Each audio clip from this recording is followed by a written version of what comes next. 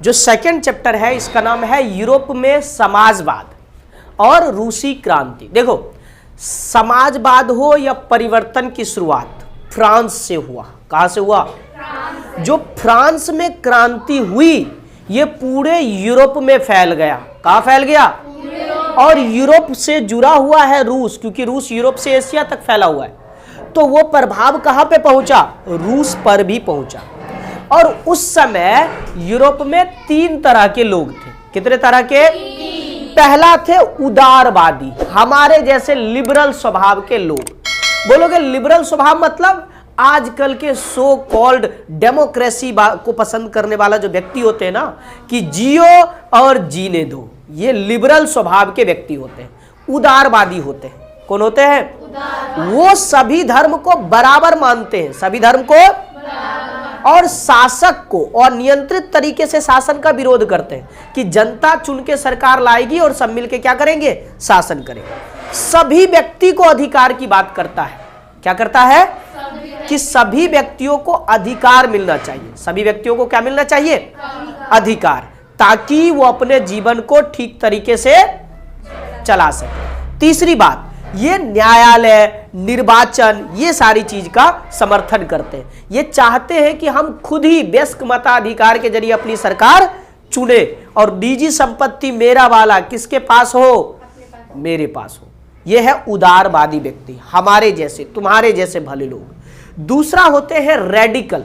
कौन होते हैं? रेडिकल वो होते हैं जो बहुमत के सत्ता का समर्थन करते हैं कि जाति में या जनसंख्या में हमारे समुदाय का बहुसंख्यक है तो हम ही निर्णय लेंगे, हम अपने पक्ष में ही निर्णय लेंगे और किसी के पक्ष में निर्णय नहीं लेंगे। जैसे चीन में कम्युनिस्ट पार्टी जैसे लोग, ये सब रेडिकल सोच के लोग हैं कि हमारे लिए ही सारा होना चाहिए। और रेडिकल जो होते हैं इसमें बड़े जमींदार और संपन्न उद्योगपति का ज्यादा अधिकार नहीं दिए जाते। लोग इसका विरोध करते हैं क्योंकि वो चाहते हैं समाज में बराबरी आए। समाज में क्या है? तो ऐसा नहीं कि पूंजीपति के पास ज्यादा संपत्ति हो जाए, उससे लेकर समाज के गरीब गरीब लोगों को दे दिया जाए। ठीक है, निजी संपत्ति का विरोध करते हैं। वो कहते हैं कि निजी संपत्ति नहीं बल्कि समाज के सभी को हक होना चाहिए। ठीक है, रेडिकल सोच के लोग जो बहुत बड़ा परिवर्तन चाहते हैं। क्या चाहते हैं? जिसमें समाज के सभी वर्ग को अधिकार मिले संपत्ति में। वो ये नहीं चाहते कि किसी एक वर्ग के पास सारा संपत्ति चला जाए। और तीसरा होते हैं रूढ़िवादी लोग, पुराने ख्याल के लोग। कैसे लोग? तुम्हारे दादाजी टाइप के लोग, कि जो चीज वो सुन रखे हैं वही चीज करेंगे, वो परिवर्तन नहीं होने देंगे, बेटियां घर से बाहर, ऐसे सोच रूढ़िवादी सोच कहलाता है ना? ऐसे सोच क्या कहलाते हैं? जो परिवर्तन नहीं चाहता है, परिवर्तन का विरोध करता है। आजकल जो डेमोक्रेसी सो कॉल्ड आजकल जो फैशन चल रहा है उसका क्या करता है? वो विरोध करता है। ठीक है, वो पुराने राजा का समर्थन करता है, वही अतीत वाला चीज लाना चाहता है। क्या करना चाहता है? अतीत वाला। और बदलाव की प्रक्रिया को जल्दी एक्सेप्ट नहीं करता, धीरे धीरे बदलाव चाहता है। बात समझ में आया? तो ये 3 पॉइंट बहुत इंपॉर्टेंट है। अब बात करेंगे कि दुनिया में एक समय के बाद आया औद्योगिक क्रांति, और औद्योगिक क्रांति की शुरुआत हुआ इंग्लैंड से। औद्योगिक क्रांति क्या था? तो औद्योगिक क्रांति का मतलब यह हुआ कि उद्योग उत्पादन अब मानव श्रम से, बिजली से होगा, है ना, मशीन से होगा, और ज्यादा से ज्यादा उत्पादन किया जाएगा। उत्पादन क्या किया जाएगा? क्योंकि जनसंख्या बढ़ रही तो उसकी मांग बढ़ रही है। उद्योग मतलब फैक्ट्रियां, फैक्ट्रियों में उत्पादन करेंगे। कहां उत्पादन करेंगे? अब आप पूछेंगे सर औद्योगिक क्रांति हुई इंग्लैंड में तो क्या समस्या आई? तो पहली समस्या ये कि फैक्ट्री वाले लोगों को मजदूरी कम देता था। क्या करता था? मजदूरी कम देता था। दूसरी बात, लंबे समय तक काम कराता था मजदूर से, मजदूर परेशान, लंबे समय तक काम कर करके। तीसरी बात, मशीन से काम करोगे तो जनता क्या हो जाएगा? बेरोजगार। जनता क्या हो जाएगा? और गंदी स्थिति में फैक्ट्रियों में काम कराया जाता था। गंदी स्थिति में आवास की समस्या थी, फैक्ट्रियों में सुलवाया जाता था, है ना? और महिला, बच्चे पर इसका बुरा प्रभाव पड़ा। इतना बुरा प्रभाव पड़ा कि छोटे छोटे बच्चे खान में और जाके फैक्ट्रियों में काम करते थे और काम करते करते सो जाते थे, मशीन में कट के मर जाते थे। महिला पे इतना बुरा प्रभाव पड़ा कि महिला जब फैक्ट्रियों में काम करने लगी तो बच्चे का कौन देखभाल करेगा, है ना। तो बहुत बुरा हुआ। इस कारण से दुनिया में या यूरोप में एक सोच पैदा लिया। क्या पैदा लिया? वही सोच का नाम है समाजवाद। क्या नाम है? समाजवाद कहने का मतलब है कि निजी संपत्ति किसी के पास नहीं होगा, सारा उत्पादन सरकार करेगा और सभी लोगों को उसमें बराबर हक होगा। मतलब ये खेत हम सब का, मिलजुल के खेती करेंगे और अनाज उगा के बराबर बराबर, तो कोई ना अमीर होगा ना कोई, एकदम समाज में भाईचारा आ जाएगा। क्या आ जाएगा? ऐसे विचार दिए कार्ल मार्क्स। किसने दिया? कार्ल मार्क्स और फ्रेडरिक एंगेल्स। ये ऐसे दार्शनिक थे जिन्होंने कहा कि पूंजीपतियों का विरोध करो, समाजवाद को बढ़ावा दो, जिसमें समाज के सभी व्यक्तियों को बराबर हक मिलना चाहिए, क्योंकि पूंजीपति वाले जो सारा मुनाफा कमा रहा है, उसी मुनाफे के चलते ये गरीब और गरीब हो रहा है। ठीक है, यदि संपत्ति में सबको हक मिलेगा तो फिर सब समाज में बराबर होंगे। समाज में क्या होंगे? ये विचार किसका था? कार्ल मार्क्स का। और इस विचार को सीरियस ले लिया कौन? रूस। किसने ले लिया? और रूस में एक व्यक्ति इसका नेतृत्व किया जिसका नाम था व्लादिमीर लेनिन। क्या नाम था? और उसने एक पार्टी की शुरुआत किया जिसका नाम है साम्यवादी। जिस सरकार का क्या नाम है? साम्यवादी समाज। और उस पर जो पार्टी काम करता था उसी का नाम है कम्युनिस्ट पार्टी। क्या नाम है? साम्यवादी समाज और कम्युनिस्ट पार्टी का क्या अर्थ हुआ? साम्यवादी समाज के तहत उत्पादन, देश में फैक्ट्री लगाना किसका काम? सरकार का काम। रोजगार देना किसका काम? सरकार का काम। सरकार उत्पादन करेगा, पब्लिक को, निजी व्यक्ति को उत्पादन करने का हक सब सरकार के नियंत्रण में काम करेगा। किसके नियंत्रण में? सरकार के नियंत्रण में रहेंगे। ठीक है, और सरकार के लिए काम करेंगे और सबको वेतन बराबर मिलेगा। इसके लिए लेनिन ने क्रांति किया। क्या किया? इस क्रांति को अक्टूबर की क्रांति का नाम दिया गया, जो फरवरी 1917 में हुआ। कब हुआ? फरवरी 1917 में। आप पूछेंगे क्यों हुआ? ठीक है, या ये जो क्रांति हुआ इसका क्या परिणाम हुआ? तो 20वीं शताब्दी में, किस शताब्दी में? 20वीं सदी के प्रारंभ में रूस की स्थिति कैसी थी? 20वीं सदी के प्रारंभ में रूस की स्थिति कैसी थी, इसके बारे में जानते हैं। देखो, 20वीं सदी के शुरुआत में रूस का लगभग 85% जनसंख्या खेती करता था। क्या करता था? खेती। और कारखाने उद्योगपति की निजी संपत्ति थे। कारखाना किसका संपत्ति था? उद्योगपति का।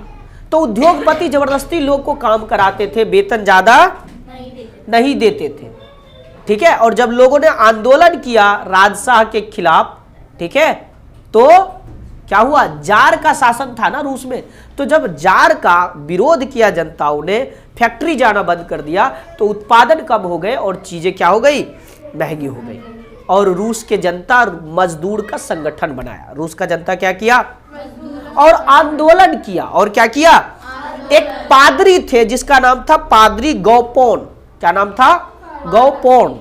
गौपोन के नेतृत्व में 1905 में, कब? 1900 जुलूस निकाला। लोगों ने क्या किया?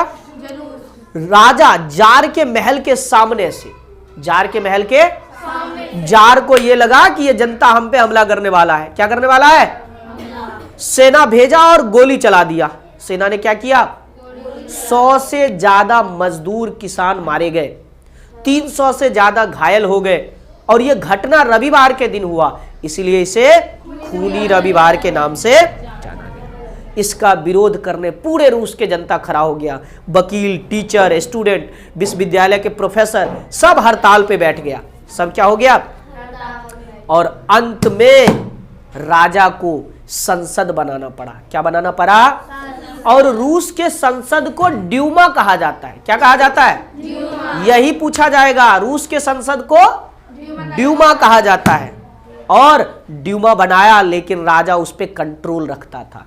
जल्द जल्द ही ड्यूमा को क्या किया, बर्खास्त कर दिया। संसद मतलब जनता को चुन के बोला तुम संसद हो, तुम हमें सलाह दोगे कि हम क्या करें, लेकिन अंतिम निर्णय राजा लेगा। और राजा बार बार ड्यूमा को बर्खास्त कर देता था। क्या करता था, जनता जो चुन के आया संसद में उसकी कोई वैल्यू नहीं होती थी। और इसी के बीच में शुरू हो गया फर्स्ट वर्ल्ड वॉर। क्या, फर्स्ट वर्ल्ड वॉर में जो रूस के जनता इतने सारे शामिल हुए सेना में, बड़े पैमाने पर मारे गए। क्या हुए, फर्स्ट वर्ल्ड वॉर में रूस की भी हालत खराब हुई।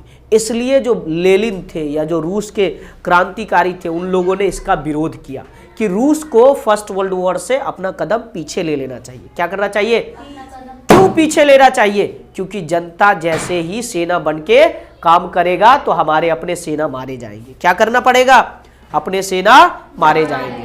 और जब सेना मारे जाएंगे और जब जनता खेती करना छोड़ देंगे तो अनाज कम उगेंगे, अनाज महंगाई बढ़ जाएगी, रूस में क्या होगी। और जो युद्ध से बीमार होकर आते थे, बीमारियां कहां फैलाते थे, रूस के अंदर। तो जनता परेशान थे। इसीलिए रूस में एक क्रांति शुरू हुई जिसका नाम है फरवरी की क्रांति, और 1917 में हुई। कब हुई, फरवरी 1917 में, व्लादिमीर लेनिन के नेतृत्व में। ठीक है। और इस क्रांति के कारण क्या थे, पहला कारण फर्स्ट वर्ल्ड वॉर थे। क्या थे, फर्स्ट वर्ल्ड वॉर में इतने सारे जो लोग थे, असंख्य सेना मारे जा रहे थे इस कारण से, और बड़े पैमाने पर लोगों को विस्थापित होना पड़ रहा था। अपने सेना जब थके मारे आते थे ना, तो अपने ही बगान खेत खलिहान को उजाड़ रहे थे। और जब सेना में किसान भर्ती हो गया तो खाने पीने की कमी आ गई देश के अंदर। देश के अंदर क्या आ गई, तुम यदि सेना में चले जाओगे तो खेती कौन करेगा, खाने पीने की क्या आ गई, कमी आ गई। उद्योग धंधे बंद हो गए, चौपट हो गए। तो फर्स्ट वर्ल्ड वॉर का कारण था, फर्स्ट वर्ल्ड वॉर के परिणाम के कारण लोगों ने फरवरी में क्रांति किया। क्या हुआ इस क्रांति के अंदर, इसकी घटनाएं क्या थी। तो पहली घटना ये थी कि खाद्यान्न की कमी होने लगी थी। खाद्यान्न की, जनता ने फैक्ट्रियों पे ताला लगा दिया, जनता ने फैक्ट्रियों पे ताला लगा दिया। 50 फैक्ट्रियों के मजदूर सब हड़ताल पे चले गए कि हम उत्पादन नहीं करेंगे, नहीं तो राजा को अपना क्या करना है, जो निर्णय है उसे पीछे लेना है, सेना को वापस बुलाना है। ठीक है। और अंत यही हुआ कि जब माहौल बिगड़ता गया तो सेनाओं ने जार को सलाह दिया कि गद्दी छोड़ दो, टाइम बुरा आ रहा है, गद्दी छोड़ दो। जनता नहीं छोड़ने वाला तुम्हें, जनता नहीं छोड़ने, बहुत मार लिया मौज। प्रभाव क्या पड़ा, इस कारण से रूस में जार शाह का अंत हो गया। जार का शासन था ना, पहले से जो जार निकोलस का जो शासन था, जार वाला सिस्टम, राजा वाला सिस्टम, उसके जगह पे लोग अपने सरकार की चुनाव खुद करता था, सार्वभौमिक वयस्क मताधिकार के जरिए, कि वोट देंगे और अपना संसद बनाएंगे, अपने लोग चुनेंगे जैसे अभी चुना जाता है। ठीक है। और अंतरिम सरकार बनाया। अंतरिम सरकार मतलब जो लोग शामिल थे ना संसद में, ड्यूमा में, वो लोग मिलकर सरकार बनाया। क्या किया, सरकार बनाया। और ब्लासविक लेनिन जो थे, इनका विचार आया था अप्रैल में। 3 विचार, 3 मांग रखा था राजा से संसद के सामने, तो उसी को अप्रैल थीसियस बोला गया। लेनिन ने जो 3 मांग ड्यूमा के सामने रखा, उसी को क्या बोला गया, अप्रैल थीसियस। ठीक है। पहला मांग था फर्स्ट वर्ल्ड वॉर समाप्त करो, दूसरा मांग था सारा जमीन किसान को दे दी जाए, तीसरा था बैंकों का, इंपॉर्टेंट है, पहला मांग था प्रथम विश्व युद्ध समाप्त करो, दूसरा किसान का जमीन वापस कर दो, और बैंकों का राष्ट्रीयकरण। ठीक है। 3 मांग था लेनिन का। नहीं माना तो अक्टूबर में क्रांति हुआ। क्या हुआ, अंतरिम सरकार जो ड्यूमा के अंदर था ना, वो सब भी तानाशाह लोग भरे पड़े थे। कौन भरे पड़े थे, राजा के टट्टू। कौन, राजा के ही लोग कहां पे चला आया था, ड्यूमा के अंदर आ गया। भ्रष्टाचारी सब कहा गया, ड्यूमा के अंदर। और इन लोगों ने अंतरिम सरकार बना लिया। तो अंतरिम सरकार तो ठीक से काम कर नहीं रहा था। राजा ने ड्यूमा तो बना दिया, लेकिन किसके इशारा पे ड्यूमा चलता था, राजा के इशारे पे। तो लेनिन परेशान, जनता परेशान, और लोगों ने आंदोलन कर दिया, बगावत कर दिया अक्टूबर में, और इसका नाम रखा गया अक्टूबर की क्रांति। क्योंकि ड्यूमा सही से काम, ड्यूमा में बैठे व्यक्ति सब भ्रष्टाचारी, ड्यूमा में बैठे सारे व्यक्ति भ्रष्टाचारी हो गए। इसलिए इस क्रांति के बाद क्या बदला? तो पहला बदलाव ये हुआ कि निजी संपत्ति को समाप्त कर दिया। इस क्रांति के बाद क्या हुआ? निजी संपत्ति को, अब संपत्ति किसी का नहीं होगा, संपत्ति किसी के बाप का, संपत्ति सभी का बराबर बराबर होगा, संपत्ति सभी का बराबर बराबर होगा। समाजवाद लाया जाएगा। क्या लाया जाएगा? जितना भी उद्योग है सरकार चलाएगा। कौन चलाएगा? सरकार चलाएगा। और जमीन पर सामूहिक खेती करेंगे। क्या करेंगे? सामंत के हाथ में जमीन नहीं होगा, किसान के हाथ में होगा। किसके हाथ में होगा? और जीवन के सभी क्षेत्र पर सेंसरशिप लागू कर दिया। ठीक है, और सेंसरशिप मतलब प्रतिबंध। आप राजा का विरोध, आप जो सरकार है कम्युनिस्ट पार्टी की, उसका विरोध। अभिजात वर्ग द्वारा पुरानी पदवियों का प्रयोग पर रोक लगा दी कि अब जो पहले जो तरीका था ना कि अभिजात वर्ग को विशेष माना जाता था, सम्मान दिया जाता था, अब ऐसा कुछ नहीं होगा। और एकमात्र पार्टी होगा रूस के अंदर, कम्युनिस्ट पार्टी, और एक दलीय व्यवस्था होगी रूस में। मतलब एक ही पार्टी और उसी पार्टी की सरकारें बना करेगी। एक ही पार्टी होगी और उसी पार्टी की सरकारें बना करेगी। और फिर रूस ने जर्मन के साथ शांति समझौता किया। रूस ने जर्मन के साथ, देखो ये विचार ना रूस के सभी व्यक्ति का नहीं था। कुछ व्यक्ति राजा के समर्थक थे, कुछ व्यक्ति स्वतंत्रता के समर्थक थे, है ना। तो 3 गुट में बट गए। रूस के लोग कितने गुट में बट गए? 3 गुट में बट गए। पहला गुट जो था वो था ब्लेस्विक, रेड्स। पहला गुट कौन था? रेड्स, जो ब्लेस्विक के समर्थक था। ब्लेस्विक मतलब लेनिन, किसके समर्थक था? जो क्रांति कर रहा था उसका समर्थक था। दूसरा था सामाजिक क्रांतिकारी, जिसको बोला जाता था ग्रीन्स। और तीसरा था व्हाइट्स, जो राजा का समर्थक था, जार का समर्थक था। किसका समर्थक था? और ये तीनों आपस में लड़ा। ये तीनों आपस में कहां पे? रूस के अंदर, अपने ही देश के अंदर, अपने ही जनता आपस में क्या कर रहे हैं? लड़ रहे हैं। इसी को नाम दिया गया गृह युद्ध। क्या नाम दिया गया?